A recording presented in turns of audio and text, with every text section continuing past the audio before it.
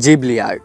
আপনি আজ যে ছবিগুলো এআইয়ের মাধ্যমে একটা ক্লিকেই তৈরি করে ফেলছেন, আসলে গোটা আর্ট ফর্মটার পেছনে লুকিয়ে আছে এক জেদি তরুণের রক্ত জল করা পরিশ্রম, মাসের পর মাস নির্ঘুম রাত আর বুক মুছে দেওয়া কান্না। তরুণের নাম হায়াও মিয়াজাকি। আজ ভদ্রলোকের বয়স 84 বছর হলেও এই জিবলি আর্টের সূচনা হয়েছিল মিয়াজাকির তরুণ বয়সে। যুদ্ধবিধ্বস্ত জাপানের বুকে দাঁড়িয়ে হায়াও মিয়াজাকির স্বপ্ন দেখেছিলেন এক শিল্প বিপ্লবে। আজ সেই হায়াও মিয়াজাকিকে এশিয়ার ওয়াল্ট ডিজনি বলেও ডাকা হয়। জানলে চমকে যাবেন, ভদ্রলোক 2বার অস্কার পুরস্কার জিতেছেন, কিন্তু একবারও সেই অস্কার পুরস্কার আনতে যাননি তিনি। হ্যাঁ, ঠিক এতটাই জেদি মিয়াজাকি।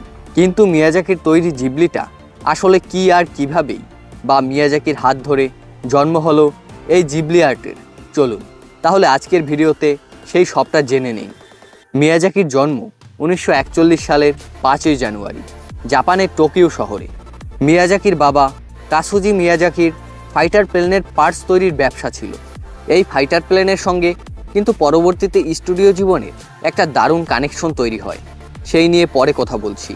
মিয়াজাকির বেড়ে ওঠা যুদ্ধবিধ্বস্ত জাপানে।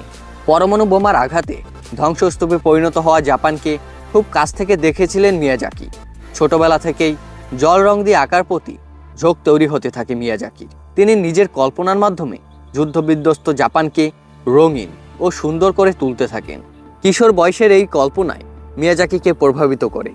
কলেজ পাশ করে অ্যানিমেশনকে পেশা হিসেবে বেছে নিতে ক্যারিয়ারের শুরুটা অবশ্য বিভিন্ন অ্যানিমেশন স্টুডিওতে চাকরি করেই কেটেছিলেন মিয়াজাকি।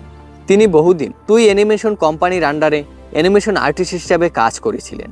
কিন্তু জিনিয়াস লোকদের কি বেশি দিন অন্যের ফরমার অনুযায়ী খাটতে ভালো লাগে? তাই মিয়াজাকি সিদ্ধান্ত নিলেন নিজের অ্যানিমেশন স্টুডিও খোলার।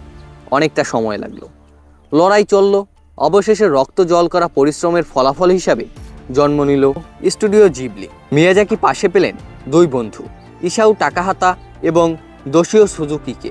এই জাপানিজ শব্দ জিবলি কথাটি এলো ইটালিয়ান শব্দ ঘিবলি থেকে, যার অর্থ গরম মরুভূমির বাতাস।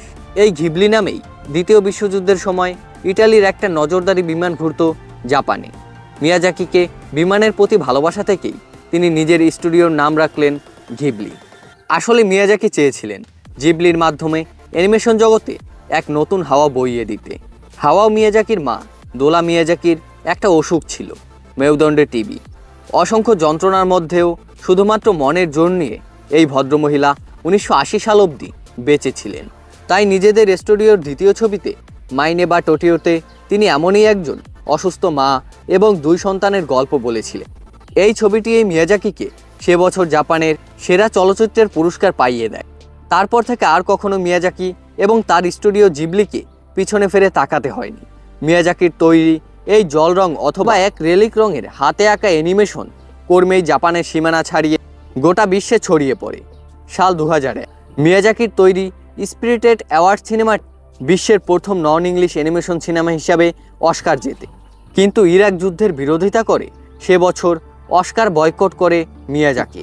জানলে চমকে যাবেন, গত 38 বছরে মাত্র 22খানা সিনেমা তৈরি করেছে জিবলি স্টুডিও, আর টেলিভিশনের জন্য মাত্র 3খানা সিনেমা। আজও জাপানের টপ 10 হাইয়েস্ট গ্রসিং সিনেমার তালিকায় জিবলি স্টুডিওরাই। 4টে সিনেমার নাম জলজল করছে। গোল্ডেন গ্লোভস, গোল্ডেন বিয়ার, বাপটা অস্কার কি না পুরস্কার পেয়েছেন মিয়াজাকি। পাশাপাশি এশিয়ান নোবেল অর্থাৎ রামান মাইক্রাসাই পুরস্কারেও ভূষিত হয়েছেন মিয়াজাকি।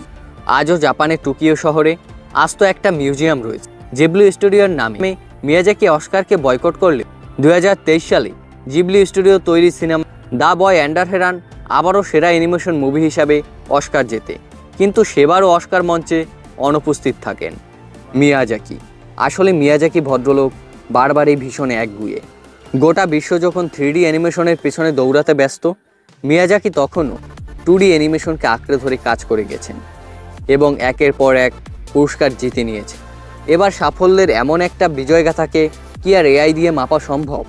যুগের সঙ্গে তাল মিলিয়ে অবশ্যই নতুন জিনিসটাকে অ্যাকসেপ্ট করতে হবে। যে শিল্পী সারাটা জীবন সাফল্যের সঙ্গে সাবেকিয়ানাকেই আঁকড়ে ধরে এগিয়েছেন, তার কাজকে হয়তো এআই পৃথিবী থেকে দূরে রাখাই শ্রেয়।